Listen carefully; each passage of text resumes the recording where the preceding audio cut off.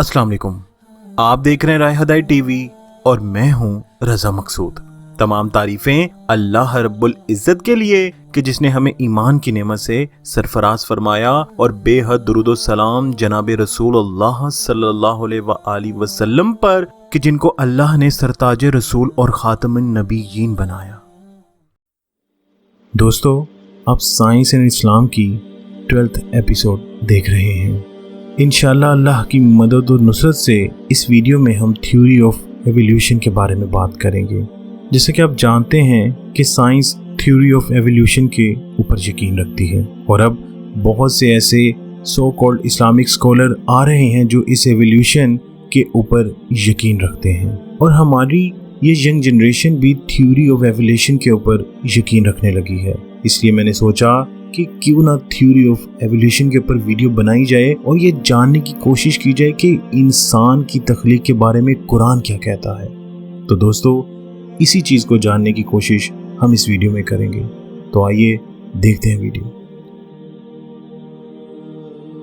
दोस्तों, तख्लीक इंसानी हमेशा से उलमा, साइंसदान और हिस्टोरियन्स का मौजूद बहस रहा है। इसमें सबसे पहला जो जिक्र आता है वो एक साइंटिस्ट है जिसका नाम है इंग्लिशमेंट, जो 564 कबल मसीह में आया था। ये पहला शख्स है कि जिसके यहाँ थ्योरी ऑफ एवोल्यूशन का जिक्र मिलता है। इसके मुताबिक जिंदगी की इब्तिदा समुंदर से हुई। इसका कहना है कि खुश्की के तमाम जानवर एक्वेटिक एनिमल्स की नस्ल से हैं। इनका ये भी दावा है कि इंसान भी दूध पिलाने वाले एक एक्वेटिक जानवर ही की नस्ल में से है। खैर दोस्तों, इसके बाद मुख्तलिफ लोग आते रहे और वो इंसान की तख्लीक को लेकर मुख्तलिफ दावे करते रहे। इनमें से बहुत से साइंटिस्ट का मानना था कि एकदम जिंदगी का दरख्त फूटा और इसके तने पर छोटी बड़ी शाखें पैदा हुई। फिर हर शाख ने बढ़ने और तरक्की करने की कोशिश की। फिर एक मौके पर इनकी नशोनुमा रुक गई। फिर इसके बाद इनकी एक शाख पर जानवरों की मुख्तलिफ टाइप्स आई जो बराबर बहुत से बेहतर सूरत की तरफ गामजन रही। इनकी सूरतें शक्ल इंसान के करीब करीब तर होती रहीं, यहाँ तक कि मुकम्मल इंसान वजूद में आ गया। और बहुत से साइंसदान इस वक्त भी इस थ्योरी को मानते हैं। इसके बाद चार्ल्स डार्विन का नजरिया बहुत मशहूर हुआ, बल्कि इसको थ्योरी ऑफ एवोल्यूशन का बानी समझा जाता है। इसने 1880 में एक किताब ऑरिगन ऑफ स्पीशीज लिखी। इसमें इसने थ्योरी ऑफ एवोल्यूशन की वजाहत की, जिसके मुताबिक इंसान एवोल्यूशन के छोटे छोटे कीड़े मकोड़ों से करोड़ों साल तरक्की करते हुए अपनी शक्ल तब्दील करके मौजूदा शक्ल इख्तियार की। डार्विन के मुताबिक इंसान पहले बंदर था, फिर तरक्की करके इंसान बन गया। चार्ल्स डार्विन ने 1885 में जब थ्योरी ऑफ एवोल्यूशन पेश की तो दुनिया में हलचल मच गई। यहाँ तक कि बाज़ ने इन साइंसी तहकीकात से मुतासर होकर अपने साबका नजरिए से रजू किया। ताहम तहकीक का ये अमल रुका नहीं। डार्विन के नजरिए के बाद बहुत से लोगों ने किताबें लिखी, जिसमें हारून याहिया का नाम बतौर खास जिक्र किया जाता है। इन्होंने अपनी किताब के इख्तिताम पर तुर्की के मुख्तलिफ मकामात पर इंटरनेशनल कॉन्फ्रेंस का एहतमाम किया, जिसमें इस नजरिए को ज़ेर बहस लाया गया। जिसके बाद ये नतीजा निकला कि डार्विन का ये नजरिया बेसिकली एथियस्ट पर मुश्तमिल था। और आप आज भी देख लें, जो भी अल्लाह पर ईमान नहीं रखता वो इस थ्योरी ऑफ एवोल्यूशन पर यकीन रखता है। खैर दोस्तों, कुरान पाक की आयात का मुताला करने से ये बात वाज़ेह हो जाती है कि कदीम और जदीद थिंकर्स और साइंसदानों ने इंसान की तख्लीक के मुतल्लिक जो नज़रियात पेश किए वो कुरान करीम की रूह से गलत है। कुरान करीम ने तख्लीक इंसान के मुतल्लिक जो नज़रिया पेश किया है, जदीद साइंस ने इसको ना सिर्फ मानना शुरू कर दिया है बल्कि बड़े बड़े माहिरीन ने कुरान करीम के बयान करदा हक़ाइक़ को तस्लीम करते हुए इस्लाम कबूल कर लिया, जिनमें अजीम कैनेडियन साइंसदान प्रोफेसर डॉक्टर कीथ मोर खुसूसियत के साथ काबिल जिक्र हैं, जिन्होंने कुरान करीम और हदीस नबवी में जेनेटिक के मुतल्लिक मौजूदा मालूमात को जानने के बाद इस्लाम कबूल किया। जेनेटिक मालूमात से मुतल्लिक कुरान और हदीस से हासिल शुदा मवाद पर तकरीबन 80 सवालों के जवाब दिए। वो लिखते हैं कि इनमें से एक जवाब भी ऐसा नहीं था जो कुरान मजीद और हदीस से ना मिले। इन्होंने कहा कि अगर 30 साल कबल मुझसे ये सवाल पूछे जाते तो मैं इनमें से आधे सवालों का जवाब भी देने के काबिल ना था, क्योंकि मेरी साइंसी मालूमात इस वक्त नामुकम्मल थी। दोस्तों, कुरान पाक ने इंसान की तख्लीक के मुतल्लिक जो नज़रियात पेश किए हैं उन नजरियात का ताल्लुक सबसे पहले इंसान आदम अलैहिस्सलाम और सबसे पहली खातून हवा अलैहिस्सलाम और फिर आम इंसानों की तख्लीक से है। अल्लाह रब्बुल इज़्ज़त ने आदम अलैहिस्सलाम को मिट्टी से पैदा किया और इसकी तफसील कुरान करीम की सूरतुल बकरा, सूरतुल हजर और दिगर मकामात पर बयान की है। दोस्तों, इसके बाद सूरह हजर में तख्लीक आदम अलैहिस्सलाम की तफसील यूं बयान हुई है, और हमने इंसान को खनखनाते ठेकरे से पैदा किया है जो सड़ी हुई मिट्टी का बना हुआ था, और हमने इससे पहले जिन्नों को गर्म हवा की आग से पैदा किया है। और जब आपके रब ने फरिश्तों से कहा कि मैं एक आदमी को सड़ी हुई मिट्टी के खनखनाते ठेकरे से पैदा करने वाला हूँ, बस जब इसे बना लूं और इसमें अपनी रूह फूंक दूं तो तुम सब इसकी ताज़ीम के लिए सजदे में गिर जाओ। तो तमाम फरिश्तों ने सजदा किया, लेकिन इब्लीस ने इस बात से इनकार कर दिया कि वो सजदा करने वालों में शामिल हो जाए। अल्लाह ने कहा, ए इब्लीस, तुझे क्या हो गया है कि सजदा करने वालों के साथ शरीक नहीं हुए? इसने कहा, मैं कैसे इंसान को सजदा नहीं कर सकता जिसे तूने सड़ी हुई मिट्टी के खनखनाते ठेकरे से पैदा किया है। अल्लाह ने कहा, तो यहाँ से निकल जा, तो बेशक मेरी रहमत से महरूम कर दिया गया।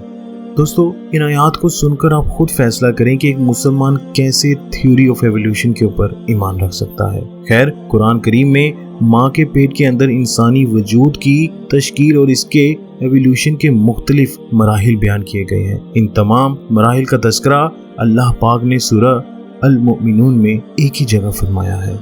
अल्लाह पाक फरमाते हैं, और हमने इंसान को मिट्टी के ठेकरे से पैदा किया और फिर हमने इसे नुतफ़ा की शक्ल में एक मखसूस जगह पर पहुंचाया। फिर नुतफ़ा को जमा हुआ खून बनाया और फिर इस जमे हुए खून को गोश्त का एक टुकड़ा बनाया। फिर इस टुकड़े से हड्डियां पैदा की, फिर इन हड्डियों पर गोश्त चढ़ाया। फिर हमने तख्लीक के एक दूसरे मराहिल से गुजार कर इसे पैदा किया। बस बरकत वाला है अल्लाह जो सबसे उम्दा पैदा करने वाला है। दोस्तों, कुरान करीम की इन आयात से पता चलता है कि इंसानी जिंदगी का केमिकल एवोल्यूशन कमोबेश 6 मराहिल से गुजर कर तकमील पाता है। तख्लीक इंसान के इन मराहिल की तस्दीक जदीद साइंसी तहकीक के जरिए हो चुकी है और मजीद हो रही है।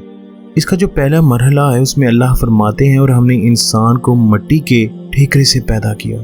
दोस्तों, इसमें एक अरबी लफ्ज सुलालतीन आता है, जिसे मुराद किसी लिक्विड यानी बहने वाली चीज का बेहतरीन हिस्सा है। फीमेल एक्स की फर्टिलिटी के लिए मर्द से खारिज होने वाले लाखों करोड़ों स्पर्म सेल में से सिर्फ एक स्पर्म सेल को कुरान करीम ने सुलालतीन कहा है। इसी तरह औरत में पैदा शुदा हजारों एग्स में से एक एग के लिए जो बाबर होता है, कुरान करीम ने सुसाल का। अल्लाह पाक फरमाते हैं, फिर हमने इसे नुतवे की शक्ल में एक मखसूस जगह पर पहुंचाया। इंसान के अलावा इस दुनिया पर बसने वाले लाखों करोड़ों मखलूकात की अव्वलीन तख्लीक भी पानी की वही अहमियत है जितनी इंसान की केमिकल तख्लीक है। इस सिलसिले में एक मकाम पर अल्लाह ताला ने फरमाया है, और हर रूह को हमने पानी से पैदा किया, क्या वो लोग फिर भी ईमान नहीं लाएंगे? दोस्तों, ये आयत पाक ह्यूमन लाइफ या टेम्परेरी लाइफ के एवोल्यूशन मराहिल पर तहकीक करने वाले साइंसदानों के लिए दावत फिक्र भी है और दावत ईमान भी। इसके बाद तीसरा मरहला जो आता है वो है जमा हुआ खून। अल्लाह पाक इसमें फरमाते हैं कि फिर नुतफे को जमा हुआ खून बनाया। दोस्तों, यहाँ पर एक वर्ड यूज हुआ है जो है अलका। लुग़वी एतबार से अरबी जुबान अलका के 3 मायने हैं। सबसे पहला है जोंक, जो एक जानवर होता है जिसको लीच कहते हैं, और फिर आता है मुलक्श यानी हैंगिंग थिंग, और फिर ब्लड क्लॉट। दोस्तों, अलका यानी खून की फटकी के मराहिल में एम्ब्रियो का लीच से मुआजना करें तो इन दोनों में हमें मुशाबियत नजर आती है। इस मराहिल में एम्ब्रियो यानी हमल माँ के खून से ग़िज़ाइयत हासिल करता है, और ये अमल लीच के तर्ज़ अमल से मुशाबे है जो दूसरों के खून से ग़िज़ा हासिल करती है। अलका के मायनी हैंगिंग थिंग के होने का मफहूम ये है कि हमें एम्ब्रियो यानी हमल माँ के पेट के अंदर मरहला अलका के दौरान लटका हुआ दिखाई देता है। अलका तीसरे मायने में हम देखते हैं कि इस मराहिल में एम्ब्रियो यानी हमल की बैरूनी शक्ल और इसकी तलियां ब्लड क्लॉट मुशाबे है। इस तरह अलका के 3 मायने इस मराहिल में हमल की 3 शक्लों से ठीक ठाक मुशाबित रखते हैं। दोस्तों, अलग का मरहला हमल के तीसरे और चौथे हफ्ते पर मुश्तमिल होता है। खून बंद नालियों में ब्लड क्लॉट की शक्ल इख्तियार करता है। इस तरह हमल लीच के मानिद दिखाई देने के अलावा ब्लड क्लॉट बन जाता है। خیر دوستو، اس کے بعد جو چوتھا مرحلہ آتا ہے وہ اس آیت کے مطابق ہے گوشت کا ایک ٹکڑا، یعنی آیت میں آگے آتا ہے کہ پھر اس منجمد خون کو گوشت کا ایک ٹکڑا بنایا۔ دوستو، اس میں ایک لفظ آتا ہے مضغہ، جس کے معنی ہے چبایا ہوا مواد۔ اگر ہم گوند کا ایک ٹکڑا منہ میں رکھ کر چبائیں اور پھر اس کا مرحلہ مضغہ کے حمل سے موازنہ کریں تو اس نتیجے پر پہنچیں گے کہ اس مراحل میں حمل کسی چبائے ہوئے مواد کی شکل سے مشابہ ہوتا ہے۔ یہاں پر سوال یہ ہے کہ 1400 سال پہلے اللہ کے رسول صلی اللہ علیہ وسلم کو یہ ساری باتیں کیسے معلوم ہو سکتی ہیں جو سائنس نے حال ہی میں ترقی یافتہ ساز و سامان اور طاقتور دوربینیں استعمال کر کے دریافت کی، جو اس زمانے میں موجود نہ تھی۔ دوستو، اس کا جواب ڈاکٹر پروفیسر کیتھ مور نے 1981 میں سعودی عرب میں ایک کانفرنس میں دیا۔ وہ کہتا تھا کہ انسانی ایولیوشن کے بارے میں قرآن کے بیانات کی وضاحت میں مدد لیتے ہوئے مجھے بڑی خوشی محسوس ہوتی ہے۔ مجھ پر یہ روز روشن کی طرح واضح ہے کہ یہ بیانات آپ صلی اللہ علیہ وسلم پر اللہ کی طرف سے اتارے گئے، کیونکہ یہ تمام علم کئی صدیوں بعد دریافت ہوا۔ اس سے میرے نزدیک یہ ثابت ہوتا ہے کہ جناب رسول اللہ صلی اللہ علیہ وسلم اللہ کے پیغمبر ہیں۔ اس کے بعد ان سے سوال پوچھا گیا کہ کیا اس کا مطلب یہ ہے کہ قرآن کریم اللہ کا کلام ہے؟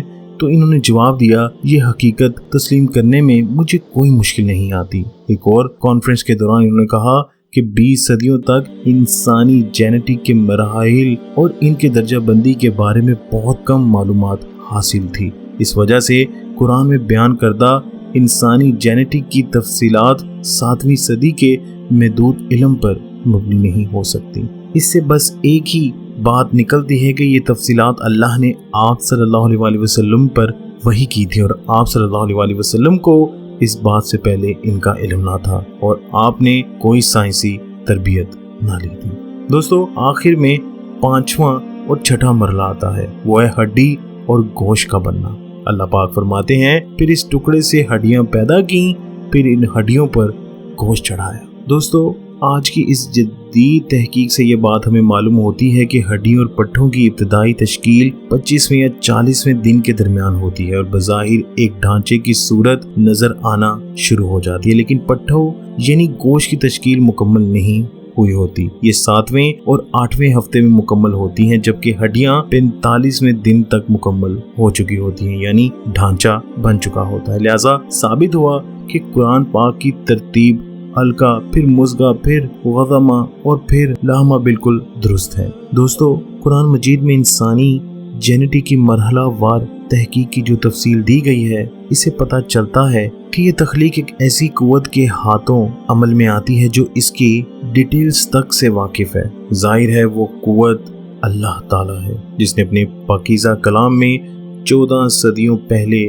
ہر اس چیز کو بیان کر دیا جو انسان ابھی ڈھونڈ رہا جا آنے والے وقت میں ڈھونڈے گا۔ اس سے ثابت ہوتا ہے کہ قرآن پاک اللہ کا کلام ہے۔ اللہ تعالیٰ ہمیں قرآن پاک پر غور کرنے اور باریکیوں کو سمجھنے اور ایمان کو مزید مضبوط کرنے کی توفیق عطا فرمائے۔ اللہ سے دعا ہے کہ اگر اس ویڈیو میں بناتے مجھ سے کوئی جانے انجانے میں غلطی ہو گئی ہے تو اللہ مجھے معاف فرمائے۔